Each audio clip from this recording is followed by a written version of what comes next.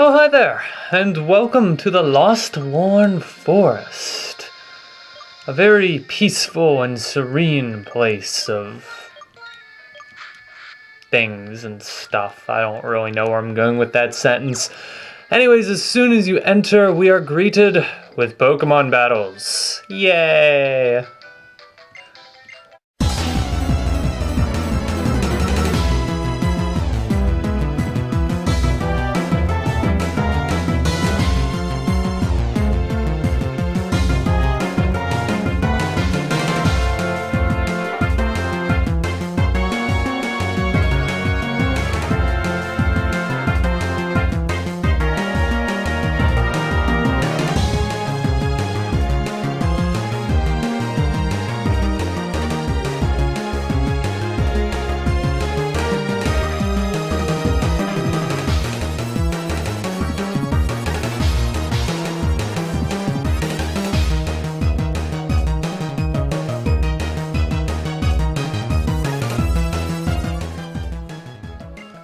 Now, there is a huge array of new wild Pokemon that can be obtained in this particular area, starting with Combee and Vespiquen.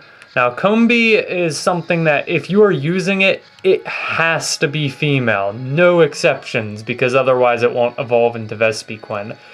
Combee and Vespiquen is a very subpar bug flying type Pokemon. It does make for a very good tank, kind of, but it requires a lot of setting up to use it, and that requires a lot of time, and a lot of people don't feel like sitting around setting up a Pokemon for a battle. I would recommend passing unless you like the Pokemon. Next up is Roselia and Roserade, and Roselia, after I did I think it was my Diamond walkthrough, this became one of my favorite Pokemon. It's a grass poison type. I absolutely love Roselia and Roserade. I just think it's a really fun Pokemon to use. It's pretty strong. I'd say it's a little bit less strong than Lilligant, but I do think it is definitely something worth considering if you do not have a grass type at this point. I'm going to fight a battle and then I'll continue on with the list of wild Pokemon.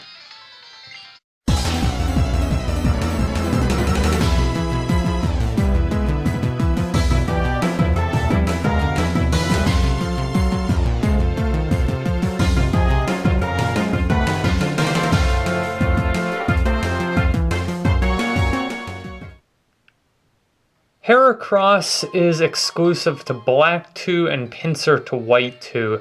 Heracross is a bug fighting type and Pinsir is bug only. Pinsir, unfortunately, because it lacks the fighting type, is kind of subpar. I mean, it's still a really strong Pokemon. But Heracross is arguably one of the strongest Pokemon that isn't like legendary or something. That thing can just sweep teams so quickly. And I have used a Heracross before, both in a walkthrough and competitively. For the limited time I did do competitive battling, and I can tell you that thing is definitely worth using if you like power. The last range of Pokemon is the typical, I'm butchering this so badly. The new trio that kind of, in my opinion, was like a playoff of the evolutions. Pansage, Panpour, Pansear. They are all three very average Pokemon with very average qualities. The only one, and by the way, you can only find them in shaking spots of grass, so they're really kind of difficult to find. The only one I think is worth considering is Panpour if you don't have a water type at this point, because there aren't a lot of good water types early on until later. That'd be the only one I'd consider, unless you like them. But they are all very mediocre Pokemon. They're not great, they're not bad, they're average.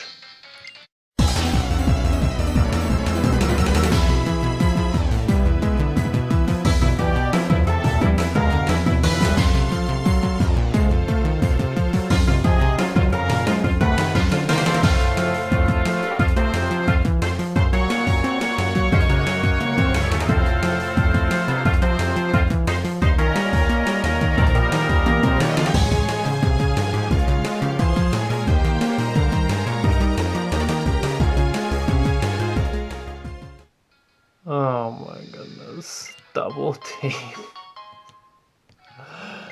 Oh, I hate double team.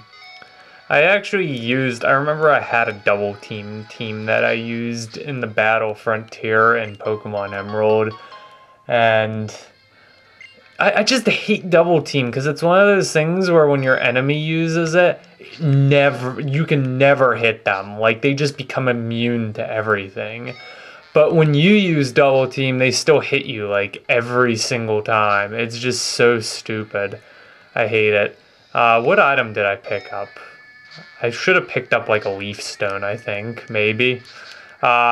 You can get a leaf stone in this area if I'm wrong. No, there's the leaf stone. Okay, then what did I just pick up? A net... I think it was a netball. I know there's like another Pokeball similar to the Heal Ball around there. I think it's a netball that I just picked up. Yeah, I just picked up a netball. And then there's, of course, the leaf stone. If you do need to evolve something that uses a leaf stone, this would be the place to do it. And then if we come up here, we can talk to this guy, and he's gonna be like, "Yo, trainer, have you ever heard of Zoroark?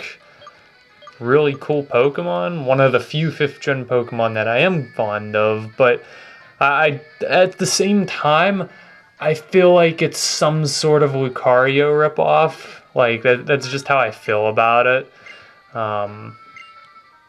Anyways, he's going to give you the TM95 Snarl. Snarl is a 55 power special base dark type move and will, no matter what, lower the foe's special attack. Pretty strong ability. I shouldn't say ability. Pretty strong move. It's stronger than Struggle Bug. And to lower the special attack, it's pretty good. So there's going to be a little kind of cutscene there. Let's see. There was one other thing here. The last thing of interest in this area is there's a thing called a hidden grotto here. Now, I don't think you can get to it until you've talked to Bianca about them on Route 5. I'll discuss those when we do Route 5. But for now, that concludes the Lostlorn Forest and this little side detour. So next time we will be heading off to Route 5, and we're actually not that far away from our next gym badge. Anyways, that concludes this part. Thank you, and good night.